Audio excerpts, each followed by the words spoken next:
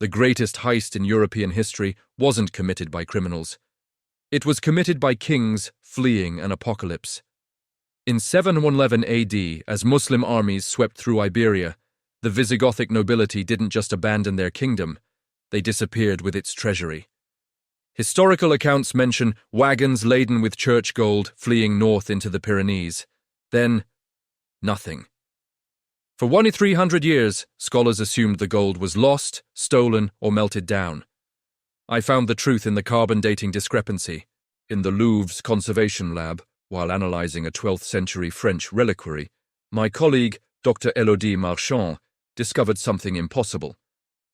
The gold filigree work wasn't medieval. Its mercury gilding technique had been extinct since the 8th century. Worse, the gold itself had isotopic signatures matching Roman Iberian mines that were exhausted by 400 AD. The reliquary was a fake, or rather, a repurposed masterpiece. Someone in the Middle Ages had taken much older goldwork and incorporated it into a new object. The donor inscription, gift of Count Raymond of Toulouse, 1123, was genuine. But the gold was 500 years older than the Count. Élodie tracked the reliquary's provenance to the Abbey of Saint-Savin-sur-Gartempe, near Poitiers. In their archive, we found a crumbling charter that mentioned the Gothic gold given for the abbey's foundation.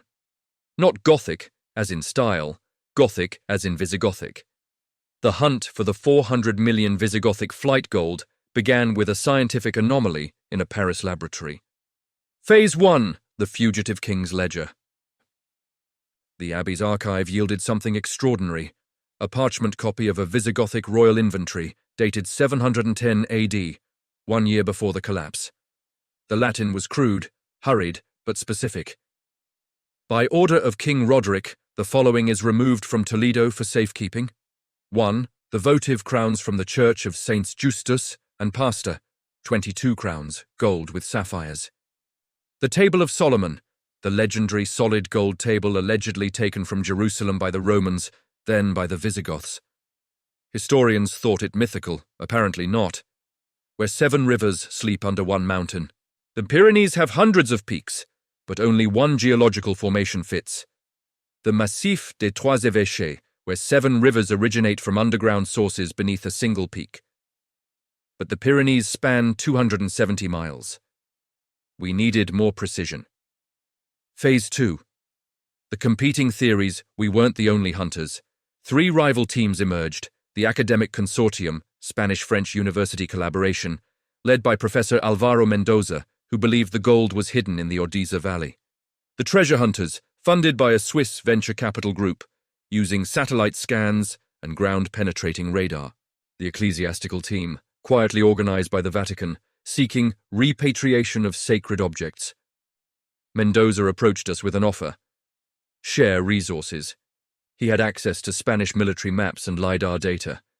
But his condition: any discovery is jointly published, with Spanish institutions getting first rights. We agreed cautiously. His team had found something: Visigothic stone markers in a pattern leading into the high mountains. But the markers stopped at a cliff face. Phase 3, the hydrological cipher. The clue said 7 rivers sleep under one mountain. Not flow from, sleep under. That meant subterranean rivers. Karst geology where water flows underground before emerging.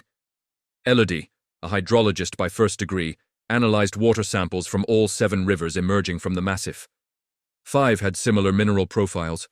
2 were anomalous, much higher in sulfates and dissolved silica, signature of water flowing through man-made tunnels lined with mortar before emerging. We followed the anomalous rivers upstream to their emergence points. Both came from the same mountainside, 200 meters apart. Using ground-penetrating radar, we detected voids behind the rock face, but no entrance. Then I remembered something. Visigothic churches used water as sanctification. Baptismal fonts often had hidden compartments beneath the waterline. What if the entrance was underwater? The river emerged from a cave mouth half submerged in a deep, icy pool. In summer, water levels dropped enough to enter. We waited until August. Phase 4, the submerged sanctuary. Diving into the glacial water, We found the cave extended back 50 meters before angling upward into an air pocket. The walls showed tool marks, not natural erosion, and at the waterline, carved in Latin, aqua vitae, aurum mortuum, water of life, gold of the dead. The air pocket opened into a natural cavern, transformed into a chapel. Faded frescoes showed Visigothic saints, an altar carved from living rock, and behind it, a stone door with 7 keyholes arranged in a circle. 7 rivers, 7 keyholes. But what were the keys? Mendoza's team had found artifacts near the stone markers. Bronze tokens, each stamped with a different Visigothic church's emblem. 7 tokens total. They'd assumed they were pilgrim badges. I suspected otherwise. We retrieved the tokens. Each had a unique shape matching the keyholes, but they were ceremonial, fragile. Not physical keys, symbolic ones. Elodie had the insight. What if you don't insert them? What if you pour something through them? The tokens had hollow centers, and the inscription said water of life. We collected water from each of the 7 rivers in separate containers. Using the tokens as funnels, we poured each river's water into its corresponding keyhole. As the 7th finished pouring, mechanisms within the stone groaned. The door rotated sideways, revealing darkness. Phase 5, the kingdom in exile. The chamber beyond was vast, cold, and breathtaking. The Table of Solomon dominated the center, a solid gold table 3 meters long, 1 meter wide, supported by golden lion legs. Its surface was etched with Hebrew, Greek, and Latin inscriptions, tracing its journey from Jerusalem to Toledo to here, arranged around it.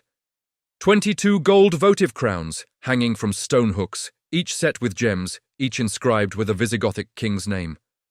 Gold chalices, censers, reliquaries stacked on stone shelves. Gold bars stamped with royal seals. And leather bags, now dust, that had contained gold coins. The contents spilled across the floor in a glittering river. But the most moving find wasn't gold. It was a parchment scroll in a bronze tube, still legible.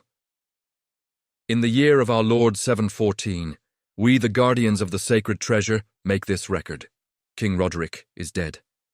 The Moors hold our cities. We have brought the soul of our kingdom here, to this mountain fastness. We wait for God's deliverance. But if we die, let it be known.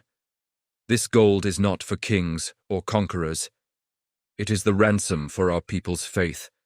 When Christianity returns to Spain, let this gold rebuild what was destroyed. Until then, it sleeps with us.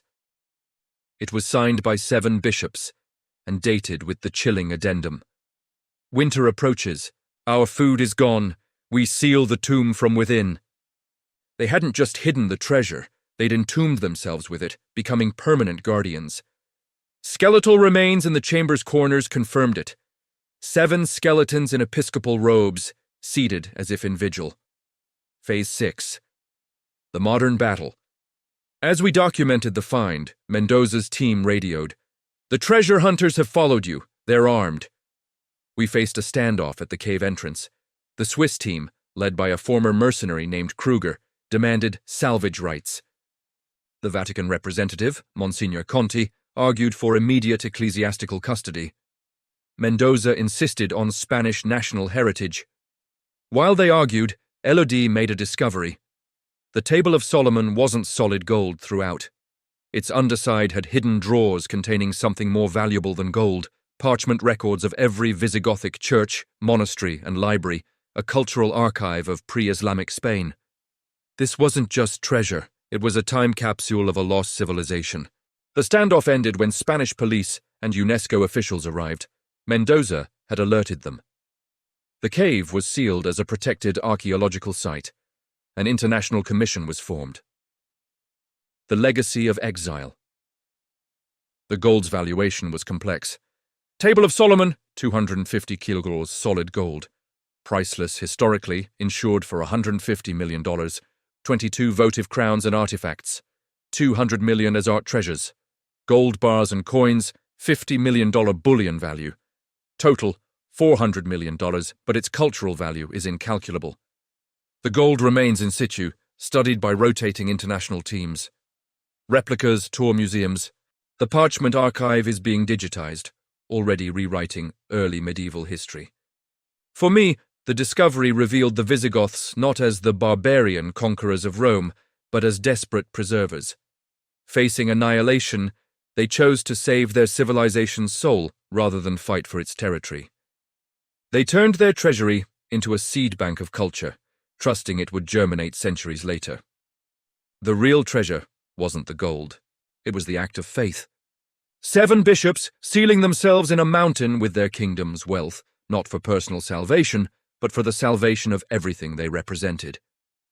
They bet that future generations would value memory over metal, and they were right.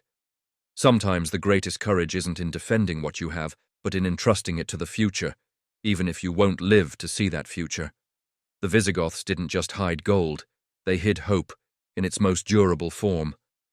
And for 2,300 years that hope waited in darkness until we were ready to understand what we'd really found.